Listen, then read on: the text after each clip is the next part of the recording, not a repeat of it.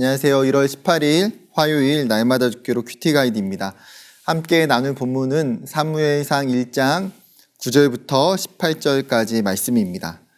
우리가 함께 살펴보는 사무엘상 1장은 어둠의 시대, 영적으로 굉장히 혼탁했던 그 사사기의 시대를 다시 훤히 밝히게 되는 등불과 같은 역할을 하는 사무엘의 출생에 대한 사건을 다루고 있습니다.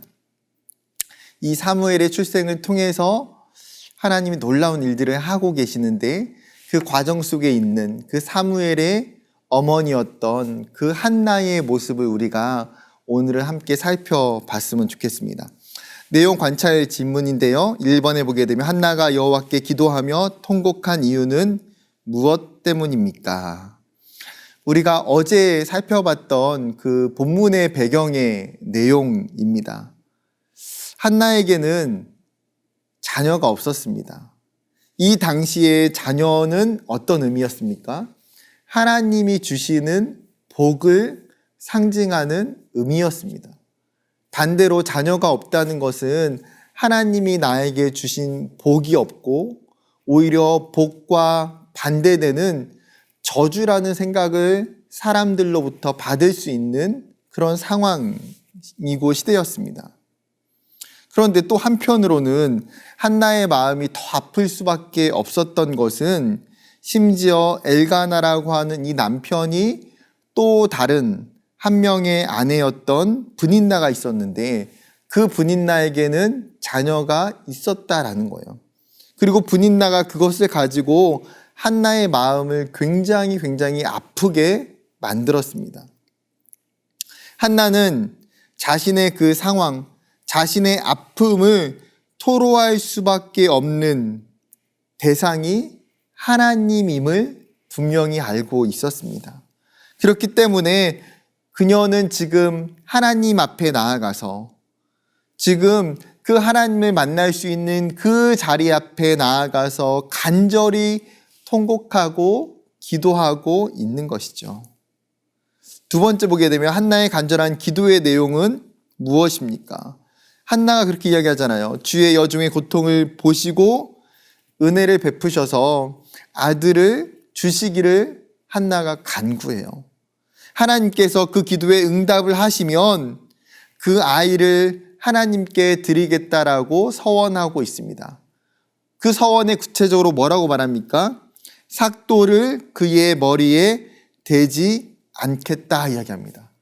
삭도를 그의 머리에 대지 않겠다라고 하는 이 서원은 나실인의 서원이고 나실인은 의미하는 표현이에요.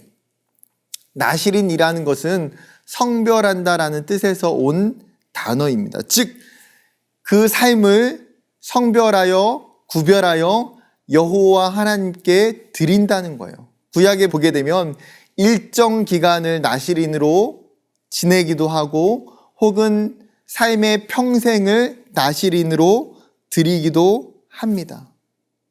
즉 한나가 기도하는 것이 무엇입니까? 한나는 하나님께서 자신에게 자녀를 주시면 그것이 자신의 소유가 아니라 하나님이 주신 것을 분명히 깨닫고 있기 때문에 여호와 하나님께 감사하는 마음으로 기쁜 마음으로 하나님을 위해서 헌신함으로 드리겠다라는 것이죠. 세 번째 보게 되면 기도를 알지 못하는 제사장과 대조되는 한나의 기도는 무엇이 다릅니까? 지금 한나가 기도하는 그 장면을 그 당시에 제사장이었던 엘리가 바라보고 있어요. 그런데 엘리는 어떻게 합니까? 한나의 기도하는 모습을 마치 술에 취한 것으로 오해하고 오히려 한나를 꾸짖습니다. 왜요? 한나가 말을 하지 않고 그 입술만 움직이며 기도했기 때문에 엘리는 그녀의 상황과 마음과 하나님과 정말 친밀하게 기도하는 것을 영적으로 깨닫지 못하는 것이죠. 반대로 한나는 어떻습니까? 왜 그렇게 술 취한 듯한 모습으로 비춰질 만큼 한나가 기도하고 있어요? 그녀 안에 있는 간절함이에요. 그녀 안에 있는 원통함이에요. 그녀 안에 있는 처절한 눈물의 통곡이죠. 여러분, 우리도 삶에 아픔이 있고 고난이 있으면 주님 앞에 나와서 정말 사람들이 보든 안 보든 창피하든 안 하든 때로는 그렇게 간절히 통곡하고 눈물을 쏟아내고 기도할 때가 있다라는 거예요. 여러분, 그것이 부끄러운 것이 아니라 그것이 내 마음의 중심에서 우러나오는 기도의 때로는 모습이에요. 우리 안에 하나님 앞에 그렇게 간절히 기도할 수 있는 한나의 그 모습과 그 믿음과 그 기도가 있기를 원합니다. 한 가지 더 살펴볼 거는 네 번째, 한나는 삶의 의욕과 용기를 잃어버릴 충분한 이유가 있었지만 주저하지 않습니다. 자신을 괴롭게 하며 격동시키는 분인나와 대립하지 않고 하나님께 자신의 마음을 통곡하며 부르짖습니다. 한나의 기도에 대해 묵상해 봅시다. 우리는 두 가지를 생각해 볼 수 있어요. 첫 번째는 우리가 문제가 있고 고통이 있고 힘들 때에 어떻게 하느냐라는 거예요. 즉, 불가능한 그 상황 앞에서 우리는 때로는 포기하고 좌절할 수도 있어요. 때로는 그 문제들을 가지고 나와 친밀한 사람, 나를 도와줄 수 있는 사람에게 나의 아픔과 어려움들을 이야기할 수 있어요. 그런데 한나는 어떻습니까? 사람에게 자신의 아픔을 이야기하는 것이 아니라 누구에게 자신의 아픔을 의뢰하고 있어요? 여호와 하나님께 나의 아픔을 의뢰하고 있다라는 거예요. 여러분, 불가능을 기적으로 바꾸시는 이는 여호와 하나님이세요. 우리의 고난과 고통과 우리의 문제들을 해결해 주시는 분도 여호와 하나님이신 줄 믿습니다. 그렇기 때문에 우리가 나아가야 되는 대상은 누구예요? 명확히 하나님께 나아가야 돼요. 어렵고 힘들고 문제가 있을 때에 그것을 가지고 좌절하고 넘어지는 것이 아니라 그 문제들을 가지고 여호와의 전에 나와서 기도의 자리에 나와서 하나님께 엎드려 간구해야 된다라는 사실입니다. 두 번째는 이 믿음의 간구가 필요해요.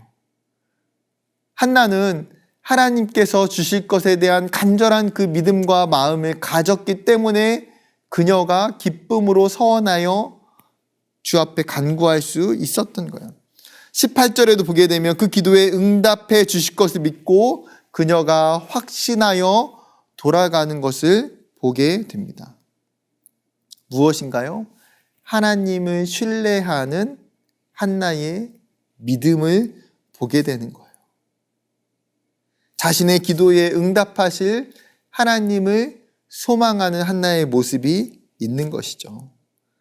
사랑하는 여러분, 우리에게도 그 믿음의 간구함이 있었으면 좋겠습니다. 하나님, 나의 불가능한 상황과 이 문제들을 하나님께서 해결해 주실 줄 믿습니다. 그렇게 여러분, 한나는 우리에게 기도의 은혜를 보여주는 굉장히 중요한 샘플이고 모델이 됩니다. 이 한나를 보면서 우리의 상황 또한 하나님께 아뢰야지. 하나님이 이 문제 또한 하나님의 방법대로 하나님이 응답해 주실 것을 우리가 또한 기대하고 소망할 수 있는 그 믿음이 저와 여러분에게 있기를 주님의 이름으로 축복합니다. 감사합니다.